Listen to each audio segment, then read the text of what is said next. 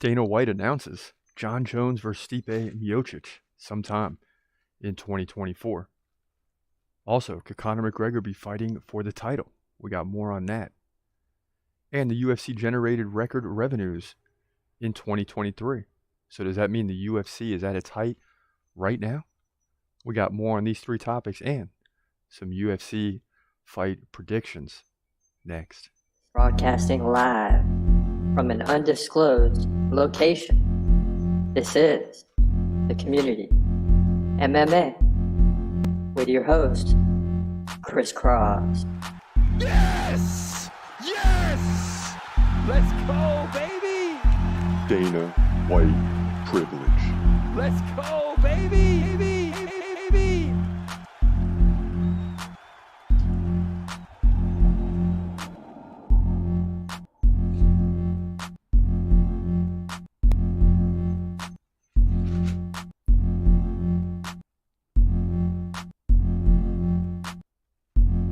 In 2023, the UFC generated a record revenue of $1.3 billion. It's absolutely ridiculous. The highest of all time. And does this mean that the UFC is at its height right now? I think you'd have to say yes.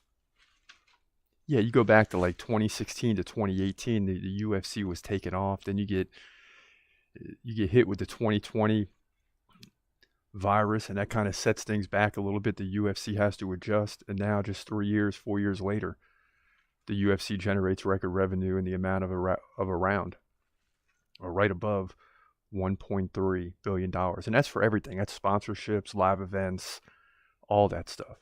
And then of course there's expenses and things like that, fighter pay and venues potentially, and all the stuff that goes into setting up these events. But you got to give it up to the UFC, man. The UFC is doing its thing. And the matchmakers, to me, are getting better. As we've seen this year, the fight predictions have been much more difficult early on in the year. I mean, we pulled ahead to 43-29 now after going 10-2 last week. But in the first 4 weeks of the season, it wasn't looking too good for us. We had, in fact, 2 weeks in a row, we were 6-6. And then the third week, we were 6-7. So we actually had a losing record over a 3-week period. The matchmakers are doing a heck of a job. Now, does that mean more people are tuning into the UFC than ever before? Not necessarily. I mean, you just got through football season, right? So they're competing with football. Not as many views during that time, but they still get a lot of views. But now football's over. March Madness is here, basically. It's just around the corner. Basketball, college basketball will be ending. Then the NBA's got a few months before they really start heating up. And then you got all summer. So the UFC is getting ready to roll into a perfect time of the year where a lot of people begin tuning in just because of the lack of sports that are offered. So, 2024 to me looks like it's going to be a great year as well. I mean, you've already had 2 pay-per-view events that did really well. You had 2 guys taking the belt. Sean Strickland went down, and then, of course, Volkanovski went down. 2 titans of the game right now, especially Volkanovski, who held the title for a long time. So what else is to come in 2024? Could it be a better year? Will they generate more? Because if they don't, then you start getting all the boo birds. Oh, you made, $1.3 billion in 2023, but you only made 1.2 or 1.1 in 2024. Forget all that. The UFC is generating in the billions. And that's a good thing for the sport. And that's a good thing going forward, because the UFC is at its height right now. And it doesn't mean that it's not going to get even larger. It just means right now, today, the UFC is at its height. There's no mistaking it. The numbers don't lie. Now, as we push forward into 2024, there's a lot of rumor, speculation, and some straight out fact, like Dana White announcing today that Jon Jones will fight Stipe Miocic next. Dana White privilege. And it's crazy, right? Because you're like, okay, Stipe, I get it. He was the former champ, but he got dominated by Ngannou, and then you had to sit through the Ngannou versus Jones thing, and that didn't happen. Then finally, after about a year or more, Jones fights Cyril Gane, gets the belt. Meanwhile, Stipe is nowhere to be found. And he was already sliding before that. So how in the world is Stipe Miocic getting a title shot when Tom Aspinall is the interim champ? This is going to put Tom Aspinall on the shelf for a year from now, because the fight's not even announced yet between him and Stipe. That's going to be 4 to 6 months away once it's announced, right? Then after that, Jon Jones, and you can just look at history, is going to sit out another 6 to 8 months because you really have a year after you defend the belt. So Tom Aspinall is going to be forced to fight someone else. He may never fight for the title because if he loses the interim belt, he's not fighting for the title, right? But that interim belt is lingering over Jon Jones's head because he's eventually going to have to face whoever the interim title holder is, and I'm sure he hopes that that's not Tom Aspinall. Anyone else will do. Tom Aspinall's a worthy opponent. It's not to say Jon Jones wouldn't win. He probably still would. But it's easier to fight Stipe and get almost a guaranteed win. You double your salary, right? You face Tom Aspinall and you lose, you get half the amount you would for fighting Stipe, which is an easier fight. So, you know, Jon Jones is going to go toward the easier fight. And then they say he didn't perform well later in his light heavyweight career because he had fights he didn't really want and he's bored. And yeah, but Jon Jones is the one controlling all this stuff. He's the one picking and choosing his opponents. So if that's the case, how can we say that he's then bored? He's the one in control. So I just don't like this fight, man. If you say are you in or you out, I'm saying I'm out. I don't like this fight. And because we have no chance of getting a new champion. We have no chance of getting a new champion. And I think people are going to be upset with this fight. Everybody's upset. Because it's going to be a dominating win for Jon Jones. Everybody's upset. It's just going to be a dominating victory. He's just going to cruise to victory in this one. Also, some other news recirculating today on the rumor mill is that Conor McGregor could potentially fight for the 165-pound title. Hey, if you can't get McGregor a title fight, you know what you do? You just create a new division. And then everyone shuts the heck up. You just create a new division. You got to love it, man. And this has been the talk for years. And I know some of y'all are thinking, oh, they've talked about this. It's not happening. The UFC is known for saying something's not going to happen, and then it happens. And then sometimes they tell you the flat out truth and you don't believe it, and you find out later, okay, the UFC wasn't lying. And when I say the UFC, I'm often talking about Dana White, because that's the kind of the voice of the UFC, especially, almost always, and especially in the press conferences. So, anything is possible. They didn't allow Henry Cejudo to fight for the title. They want McGregor to be the first 3-belt champion. And if you're going to do it, forget Michael Chandler. Let's do it at the Sphere at UFC 306 with Nate Diaz. There's a reason that the fight with Michael Chandler never happened. And probably will never happen. Because the UFC knows that McGregor versus Nate Diaz will make everybody, the naysayers and all that, just be quiet. Because regardless if these guys are at the top of their game anymore or not, which they're clearly not, I hate to say that about McGregor. I mean, he's still got time, but he's 35, and we've seen guys that are 35, they start to go downhill. Now, McGregor hasn't fought that much in the last 3 or 4 years, so he's certainly well rested. He had to rehab the leg injury, right, and all that. But it's hard to say that he's at the top of his game. But listen, a fight with Nate Diaz, anything can happen. It's an opponent that he's familiar with. It's not one of these new young pups like Michael Chandler or, and Dustin Poirier is not young, but he's just been consistent. That's why he dominated McGregor, because Poirier never stopped fighting. McGregor did. So Poirier had a major advantage and exploited it, took advantage of it, and his game just continued to improve and evolve between the first and second fight. And who knows what would have happened in that third fight. I still say McGregor had a chance to win that thing. He got through the first round and didn't look bad, and then boom, you get the injury. So, it is what it is. But you create a new division. You put Nate Diaz and McGregor up at the top. One of them wins the belt, and then they probably lose it in quick fashion as other guys start to rush into the division, if that's what were to happen. And if you do that, then you get rid of the 170 or just make that 175, right? Just keep everyone in that division ranked where they are, move it to 175, keep Leon Edwards as the champ, and then go about your business. But people would flood into the 165-pound division, including some lightweights, maybe Islam Makhachev. There'll be some welterweights that are like, hey, I could go down another 5 pounds. And you do it like that. So people were saying, oh, no, this is not going to happen. It's very possible that it could happen. You just move the welterweight up 5 pounds and still call it welterweight and leave Leon Edwards as a champ. Everyone rank what they're at. And you make a new division, which needs to happen because this is such, the majority of fighters, which is why the lightweight division and the welterweight is so popular, middleweight too, is the majority of fighters are between 155 and 185. So why not have a 4th division, right? There shouldn't be a 15, it shouldn't be a guy that's really like a 165-pound guy contemplating, should I drop 10 pounds and really squeeze down and hurt my body to fight, to have a chance to win, or should I go just put on some muscle and go up? Like, they should just be able to stay right there. And then other guys at 175 can go down to 165 potentially, or go up to 185. It's very doable. Right now, it's very hard to do. It would be nearly impossible to do to win lightweight, welterweight, middleweight, just because of the 30-pound difference. So that will be a welcome addition to the UFC. And we know that Diaz and McGregor wouldn't hold the belt long, but man, it will be awesome to see those two kick off the division. I'm all in on that. Even though we know there's 20 other fighters that are more worthy to fight for that belt. But let those two kick it off, right?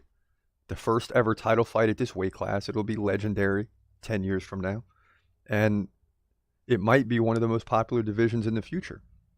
Since lightweight is very popular and welterweight's very popular, you're going to have 3 divisions now that are super popular as opposed to 2. So I can see it happen. I don't care if whoever's saying, Chael Sonnen, whoever, even Dana White saying, no, it's all rumors, it's not going to happen. And maybe it is rumors. And I usually, when Dana White says something, like, okay, he's giving us a little nugget here. But at the end of the day, money is the motive. And you got a lot of fighters signed between 155 and 170, including some that are like 18-2 or better and not even ranked. You need a 3rd division. You just need a 3rd division. And then it's going to be like a battle to see who's going to pour into that division to try to win the belt, because everyone knows it's a little easier when the division's first created than once it starts to get tied down and bogged down with depth. Then it's harder to climb the ranks and get people to fight you. At first, everyone's going to pour into the division. Rankings are going to be changing a lot.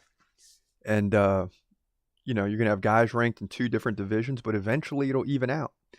Eventually, you won't have many guys ranked in both divisions. It'll solidify itself as one of the best divisions in the UFC. And that's why when I look at it from that angle, I say, hey, it's very possible that the UFC goes this route. I mean, it's very, very possible that the UFC goes this route. So don't be surprised if you see Conor McGregor in a title fight against somebody. Don't be surprised. Now, as we move forward into some of this week's fights, several fights off the table already, like Raul Rosas Jr., Ricky Tercios, bumped back from UFC Mexico. Now that fight's canceled. But even though you had 2 other fights kind of canceled and fighters sliding around, there's 3 fights in a row, back to back to back, undefeated fighters.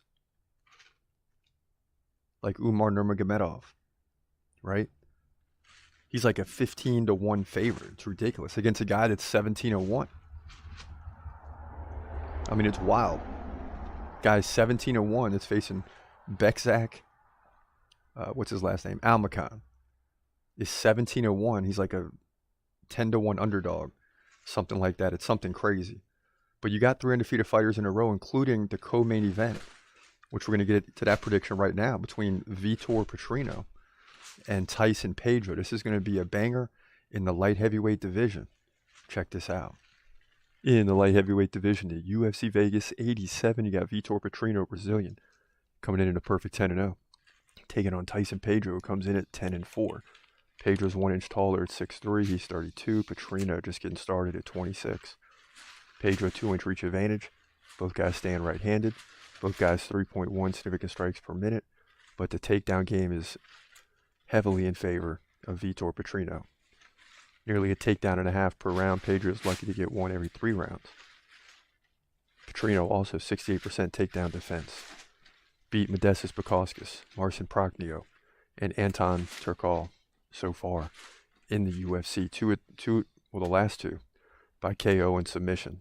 And he won the first one by decision. So he's won it every which way in the UFC. So well-rounded. Pedro also beat Anton Turkal by KO. Now, Petrino didn't KO him, but he gave up 5 takedowns, so it was a kind of a tough fight. Interesting that Pedro KO'd him quickly in the first round. Now, he did lose to Modestas Bukauskas, who Vitor Petrino beat. So this is why this fight's being set up. It's very confusing. It's going to be interesting, and, don't count out Pedro. He won 3 of the last 4, but I got to go with Vitor Petrino. I mean, this guy's undefeated.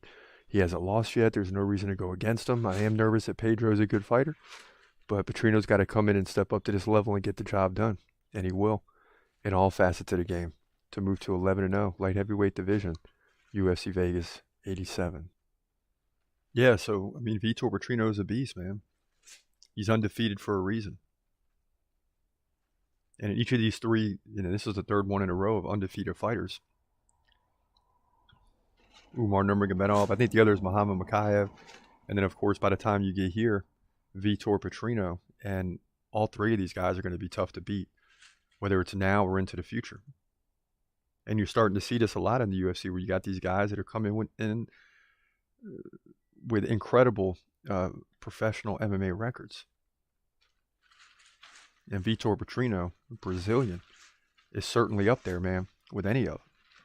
So we look forward to seeing him fight for sure. Now, in the main event, you got Jair Zinho Rozenstruik. Biggie boy. Yeah, Biggie boy. Biggie boy. Biggie boy. Biggie boy. I like this guy a lot. And then he got dropped by Ngannou in 22 seconds, which I thought he would lose that fight back in the day, but 22 seconds, wow. And that kind of took away his mystique, but he's still lingering around. He's still good. But he's fighting up-and-comer Shamil Gadzhiev, who's a good fighter in his own right. So let's get into that prediction right now. In the heavyweight division at UFC Vegas 87, this is your main event. You got Jair Zinho Rozenstruik taking on Shamil Gadzhiev, who's undefeated, I might add, 12-0.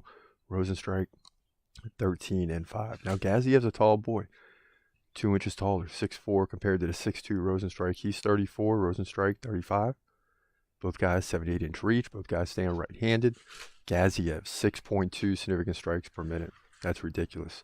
Rozenstruik's got power, but just 2.8 per minute. So the pace is completely different in favor of Gadzhiev, and the takedown game is non-existent. Now Rozenstruik, a.k.a. Biggie Boy. We like Biggie Boy. Lost to Jailton Almeida by submission. The last one, kind of figured that. Beat Chris Daukaus. Lost to Alexander Volkov and Curtis Blades to lose 3 of the last 4. Gadzhiev, just one UFC fight against Martin Buday, who he KO'd in the 2nd round. He did beat Greg Velasco at the Contender Series by submission. So this is a high prospect guy against a very good fighter in Jair Zinho Rozenstruik, who's just lost basically to some of the better fighters. He did have one setback there that he probably should have won, but that's what makes this fight nearly 50-50. Gadzhiev is a slight favorite, and I'm leaning that way, but it's hard to count Rozenstruik out. And we just don't know what's going to happen here, because we know Gadzhiev is good, but he doesn't have the experience that Rozenstruik has, and will that play out? We'll see. But I still think Shamil Gadzhiev is going to get over the hump in this one. He'll get the job done. The significant strike double output is ridiculous, and I'm not sure if he'll get the KO, but it is 5 rounds, so more than likely he'll get the KO or finish of some kind to move to 13-0 here, heavyweight division, UFC Vegas 87. Yes, sir. We got Rozenstruik winning this week, and we got to get back in the win column, man. 3-3 to start the year after starting what? What did we start? 3-0? 1 3 in a row. Now we dropped 3 in a row. So this is a big one. Biggie boy, please, please, please, please. We need you to win this fight at all costs. We can't drop to 3 and 4. It's just, it would be unacceptable. So we need you to come out and win this fight. And he's certainly capable of doing so. I mean, the guy's a flat out monster. He's a warrior. He's just had some setbacks against some very good fighters. The big question mark in this fight is how good is Gadzhiev? That's what we're going to find out. We kind of know Rosenstrike, he's not the best heavyweight, but he's in the top 5. He's one of the top 5 heavyweights right now, without question. I don't even know what his ranking is. He could be 7 or 8 for all I know, but he's top 5 in my book. But he's not beaten the top 4, right? But he's beaten everyone below him. That's why this fight is interesting. This is why the matchmaker set it up. This is an opportunity for Gadzhiev to make a statement and jump up in the rankings. And we're going to find out what he's capable of. Please believe it. Please believe it. And I'm excited about it. I can't wait for this one. Another good fight. Yeah, so we got Rosenstrike and Vitor Petrino winning this week at UFC Vegas 87. And it's an early card. The card starts at 1 o'clock, maybe 1:30. It's going to be 1:30. And the main card will kick off at 4 o'clock. So, this is going to be a midday affair because football's over. There's not much going on. And the UFC is going to take over daytime sports on a Saturday. And I love it, man. I love it. Because that means it ends at 6:37. I got the rest of my Saturday night. I like it. Instead of getting done the last 2 weeks after midnight. We'll take it. But that's what we got to look forward to, man. McGregor versus Diaz 3. Jon Jones versus Stipe. I don't like it, but I'm going to watch it. And then Vitor Petrino and Rosenstrike hopefully coming through this week and getting us another finish to another good card. Another good finish to another good card. We need to be at least 11 fights, so we got to be at least 7 and 4. That would be a good mark, a good goal to set this week. 6 and 5 would be okay because it's more wins and losses, but 7 and 4 better. Will be great, but nothing is more important this week than the main event. I mean, last week we were 10 and 1 going in, and Brandon Moreno let us down. We could have been 11 and 1, and then we would have been complaining at the one fight we lost, we got robbed on. But because Moreno lost, we didn't take it there. Well, we did, but we didn't go too far into it. But anyway, your boy's freezing his butt off out here. 70 degrees yesterday, dropping to the 20s today. I mean, it just wreaks havoc on your body, man. This is where UFC fighters should be training in West Virginia. But for now, this is your boy Chris Cross. As always, hope you have a great day and God bless. Peace.